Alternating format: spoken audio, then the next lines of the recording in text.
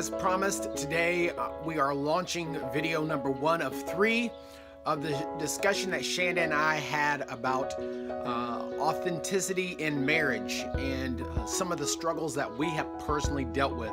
Let me just lay a little bit of groundwork about this before you start watching this first video. This first video really had to do with an issue that was really, for all basic purposes, my fault. It was an issue that I brought into our marriage.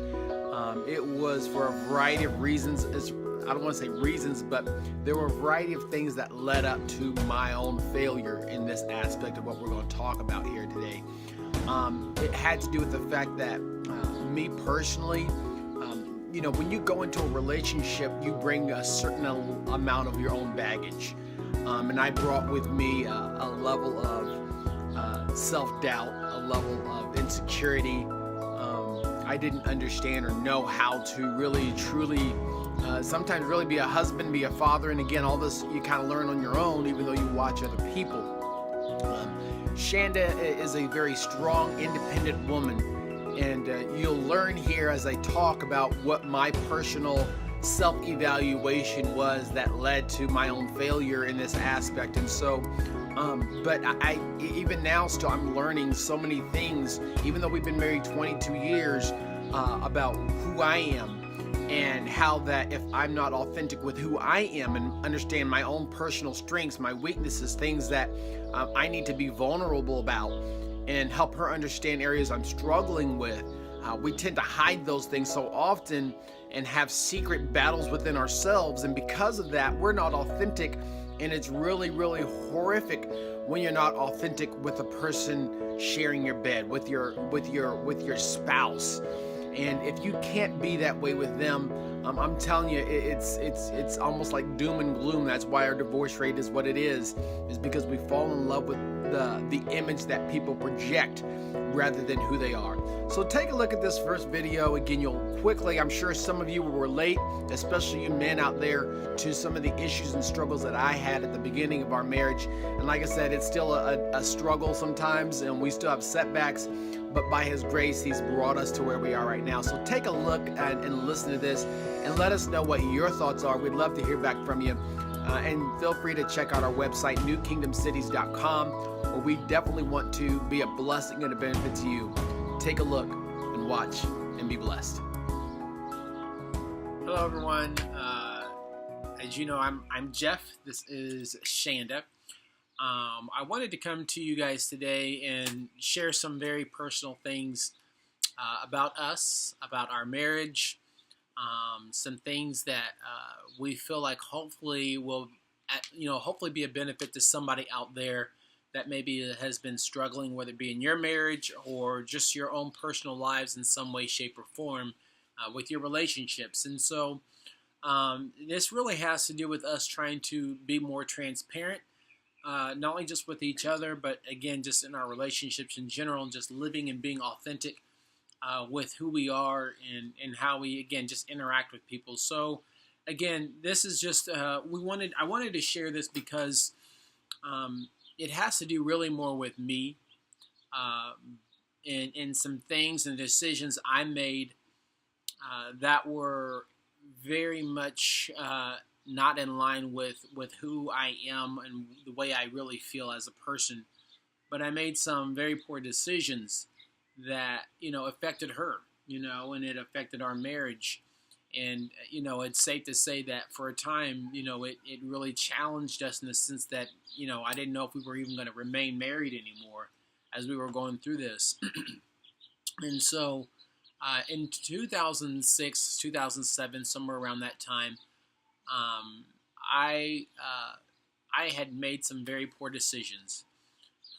And just get straight to the point, I found myself being emotionally involved with another female, and it got to such a degree and to such an extent that I really wasn't sure, but I really felt like I maybe even be starting to fall in love with this other person. And because of that conflict in my heart, I remember coming and telling Shanda, what I was starting to feel. The big issue was, and I'm kind of jumping ahead of myself a little bit, but I found myself, I wasn't, because I wasn't really truly honest with myself and understanding my own character and things that draw me. I left myself open to sensitivity and things that really should have been really, obviously it should have been reserved strictly for my wife. And so this other person was in need. They were vulnerable. They were, for all basic purposes, kind of in a sad state, a single mom. And initially I just found myself wanting to be a friend. I found myself wanting to give positive, try to encourage this person, let them know everything's going to be all right. And then I found myself becoming emotionally invested in how she's doing, how she was living, how her kids were, whatever the case might be. And as a result, again, I just found myself that relationship developing, or that feeling in my spirit, I guess, developing to a point where I don't know where that line was, but I began to feel like I was falling in love with this person. Now, I hadn't done anything physically. I hadn't kissed, touched, or done anything inappropriate, but in some aspects that I'm sure can be almost, even worse when you feel like you're developing an emotional tie-in. But needless to say, I remember coming to Shanda and the words coming off my mouth that I think I might be in love with somebody else. And I was so scared to, number one, say those words, but then I also knew that there was going to be consequences to my actions to let myself get to that point. And, Shanda, I'll just let you speak a little bit about, number one, how you felt when I said that, but then initially what some of your thoughts were, and, just kind of where your mind was at that point. Well, it wasn't quite that clear cut. I knew something was up already, as you can remember, so it wasn't like you just came to me out of the kindness of your heart. It was also that I thought the girl had feelings for you, and the situation was not exactly as you just portrayed it, as far as, you just having a guilty conscience and coming to me. I found emails, if you remember, and I just felt in my gut that something was wrong. And so when you let me believe for weeks that it was her, and then came and told me that, obviously there was anger, there was betrayal, there was bitterness, there was all these things, because I understand what led up to the divide in our relationship. We were both working two jobs to get ahead, to get a house, and just to have a better life for our children. And I understood that, like, our marriage was not breaking down, but that connection at that moment when I suspected something broke down. So when you finally did come around and say something like, it's not her, it's me, and then I read the emails where you said that you loved her to her, if you recall, the emails, and then you gave her things of mine for whatever reason. You brought her around our children, and most of all, you talked to her about my kids. And I say my kids because at the time, that is exactly how I felt. Our children were still like 11 and 7. We had just built this 5,000 square foot house. We just seemed to have it all. And part of the reason we wanted to come and say this is because a lot of people are like, hashtag relationship goals, like in our relationship. But we're putting this out there because we're proof that you can overcome just about anything. So, but back to your question. For me, it was, and I know, and I don't like feedback about how I feel differently, and that's not how women feel. I don't need that, but this is the way I took it and the way I felt. For me, it hurt more that, number one, you led me to believe she had feelings for you.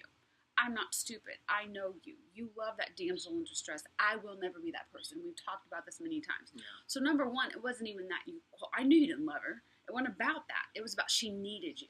And I've always told you, you're here because I want you, not because I need you. Yeah. So for me, it was, number one, you allowed me to believe it was her. And you made me feel once again that I was crazy and feeling like it was you. And number two, you seriously brought my kids into the picture. And nobody, and I mean nobody, messes with my kids. Yeah.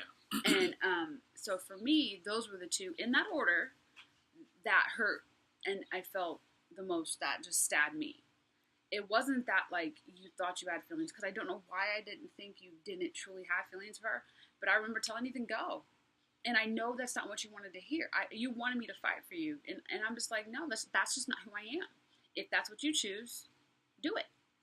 And so for me, like I said, the biggest obstacles for me were to come to the realization that you actually lied, even though you were telling me I was crazy.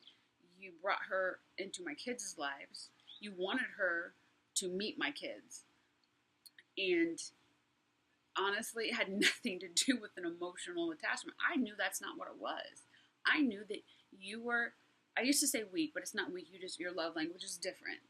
And mine is too. And this is honestly where our marriage took a turn, because I had to learn that I need to show you that I need you. It's more than one. And me trying to tell you, why can't you get that I want you and not just need you? Because to me, a want is more. Yeah, and that's very true. And I think, like you said, you hit on a couple of things that we've had to grow and learn from. And number one is and I'm still learning to some degree this aspect, but I had to learn how to perceive myself as still needed and valued with you, other than just a paycheck, for example. But then even outside of that was, I had to learn how to nurture a relationship with a woman that was strong, that wasn't this damsel in distress that needed something all the time. And even though you've had your bout with health issues sometimes, you've always been a very strong, capable individual. And my natural tendencies were to want to come in and swoop in and save the day and fix something. And I think I allowed this whole, project mental thinking of, let me go in and fix this and sort of thing, or be the hero or whatever it might be. And I think sometimes that's natural with anybody, but it can be more natural maybe with men. I don't know. But regardless, I know that was my issue, Yeah. And that's what, again, I let certain guards down. I let certain things, it's almost like the song, the Christian song called Slow Fade. You don't get there in a day. It's it's just the daily things that you do that where you let certain things slip. And you might think, oh, it's just this, or oh, it's just that. And the truth of the matter is 2 or 3 months or a year down the line or a couple years down the line, it's almost like drifting out to sea. You may be just chilling out right there on a raft by the shore. And if you fall asleep, literally within an hour, you could be a mile or two out into sea and no one can hear you scream. And unfortunately, that's what I allowed myself to do spiritually. And the ironic thing is that, it had nothing to do with the fact that, I was still, trying to read the Bible and other stuff, so it's not like I had backslidden necessarily and just went totally the different direction. I had let certain aspects of my spiritual walk slip and fail, and it ended up affecting everything, about me and my character and my integrity. And that was something that, was a huge, it was an issue, and it was one that, I've strived and we've strived for years since then to repair. And, I heard one person say, you can't talk yourself out of problems you behave yourself into. Okay, wow. So now you know a little bit about me personally. All I can say is, I'm not perfect. I have the same struggles, the same failures, the same issues that so many of you have. And this frank discussion that we just had and that we're going to continue to have over the next 2 clips that you're going to see over the next couple of weeks, I really hope you're able to gain something from it. And one of the things really that I was able to take away from our discussion, even after nearly a decade of this issue having passed with us, is really the fact that, it's something that you have to keep in the forefront of your mind. Men, I'm talking to you especially right now. Protect yourselves. In the beginning of our marriage, there were things that we did individually to make sure we protected ourselves. We didn't, for example, we didn't ride in a car with someone of the opposite sex, just us alone. There were just certain things that we didn't do that we ended up kind of going away from in many aspects. But the bottom line is, you've got to protect yourself, guard yourself. It's so important. Again, it's a slow fade. You don't see yourself necessarily walking away and stepping away each and every day, but it's just the little yeses here and there. And before you know it, you are so far from center, and it's just waiting for one big blow up to happen, and then your marriage is ruined, or you get fired from a job, or you betray someone's trust. And it's just so not worth it. So again, I hope this first video was encouraging to you, and I hope you'll tune in for part 2 and part 3 of this 3-video series. We will have it on our website as well as our YouTube channel and our Facebook page. Again, you can find us at newkingdomcities.com. You can find us as well on Instagram and YouTube as well too. So again, check us out. Let us know what your thoughts are. And feel free to connect with us if there are issues that you feel like you are having in your marriage or in your relationship. We'd love to provide whatever advice we can, whatever thoughts, counseling we can. We just want to be a blessing and a benefit to you, because we know that God has sanctioned the marriage, and He wants to protect it, and He wants to offer restoration in situations and areas where it seems like there's nothing left. So again, be encouraged and check us out and let us connect with you. And we hope you're blessed. God bless.